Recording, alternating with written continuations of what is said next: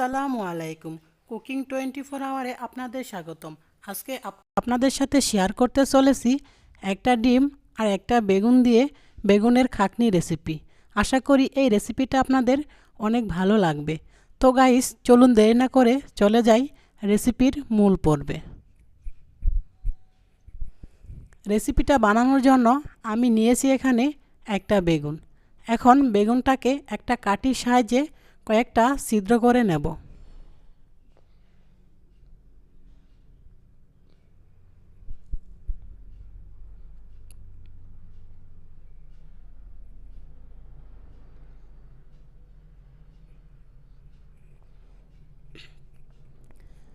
আর বেগুনটা চারপাশে ছিদ্র করা হয়ে গেলে দিয়ে দেব সামান্য সরিষার তেল।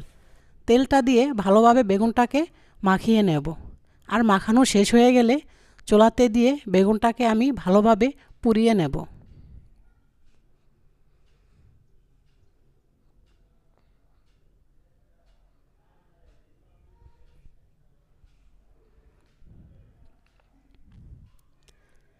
বেগুনটাকে ভালোভাবে পুড়িয়ে নিতে হবে। বেগুনটা প্রায় পুরানো শেষ হয়ে গিয়েছে। আমি আরেকটু ভালোভাবে বেগুনটাকে পুড়িয়ে নেব।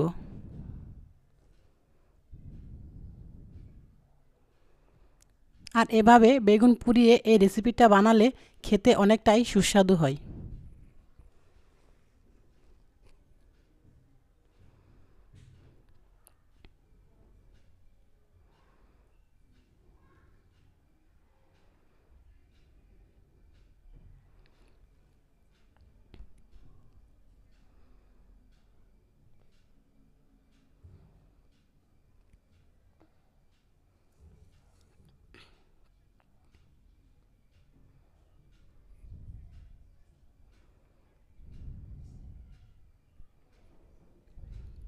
তো গাইস, বেগুনটা ভালোভাবে পোড়ানো শেষ হয়ে গিয়েছে। এখন আমি বেগুনটাকে নামিয়ে নিয়ে বেগুনের ছালগুলো ভালোভাবে ছুলে নেব।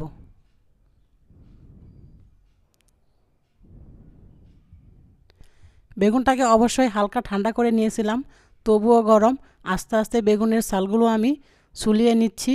আর বেগুনের ছালগুলো ছুলানো হয়ে গেলে বেগুনটাকে ভালোভাবে ভর্তা বানিয়ে নেব।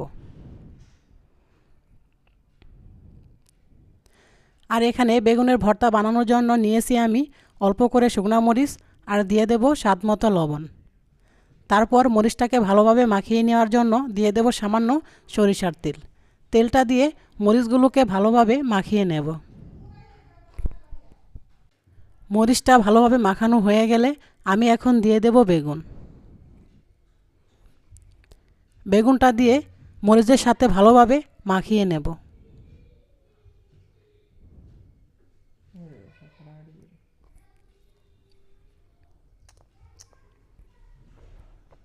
বেগুনটা ভালোভাবে মাখানো হয়ে গেলে দিয়ে দেব ডিম। ডিমটা দেওয়ার পর আবারও ভালোভাবে বেগুনটা মাখিয়ে নেব। এখানে একটা ডিমের ভেতরে দুইটা কুসুম বের হয়েছে, এটাও একটা দেখার বিষয়।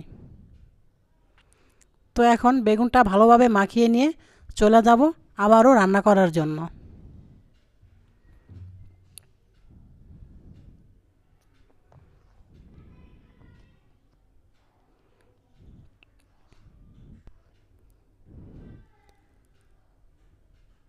রান্না করার জন্য আবারও দিয়ে দিলাম কিছু পরিমাণ সরিষার তেল। তেলটা হালকা গরম হয়ে গেলে দিয়ে দেব রসুন কুচি, পেঁয়াজ কুচি আর কাঁচামরিচ। আর প্রথমে দিয়ে দেব অল্প করে জিরা।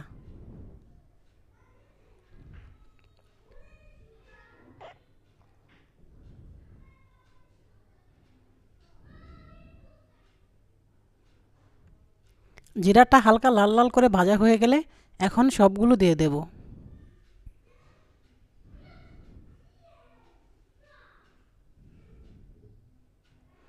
তো এখন রসুন, পেঁয়াজ আর কাঁচামরিচটা দিয়ে দিচ্ছি।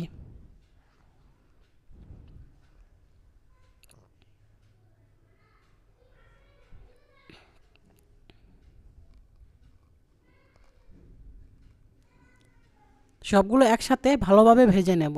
আপনারা আপনাদের পরিমাণ অনুযায়ী ঝালটা খেতে পারেন।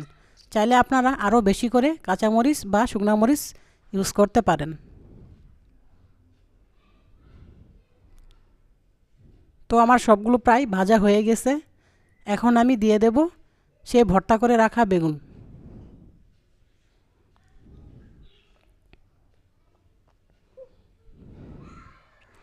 যেহেতু ডিম দিয়ে মাখিয়ে নেওয়া হয়েছে, সেজন্য বেগুনটাকে ভালোভাবে ভেজে নিতে হবে।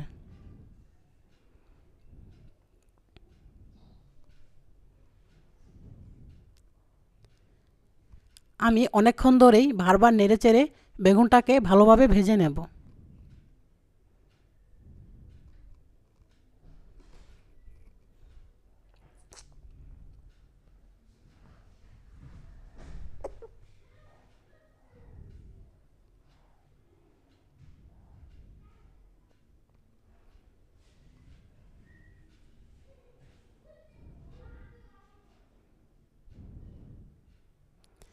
তো গাইস, বেগুনের খাকনি রেসিপি একদম রেডি হয়ে গিয়েছে। আপনারা বাসায় অবশ্যই এভাবে ট্রাই করবেন, আর এভাবে ট্রাই করলে খেতে অনেকটাই সুস্বাদু হয়। আমার কাছে ধনেপাতা ছিল না, ধনেপাতা দিলে আরও খেতে অনেক সুস্বাদু হয়। আশা করি এই রেসিপিটা অনেক ভালো লাগবে। আর এই রেসিপিটা ভালো লাগলে আমার চ্যানেলে একটা লাইক দিয়ে সাবস্ক্রাইব করে অবশ্যই আমার পাশে থাকবেন। আল্লাহ হাফেজ।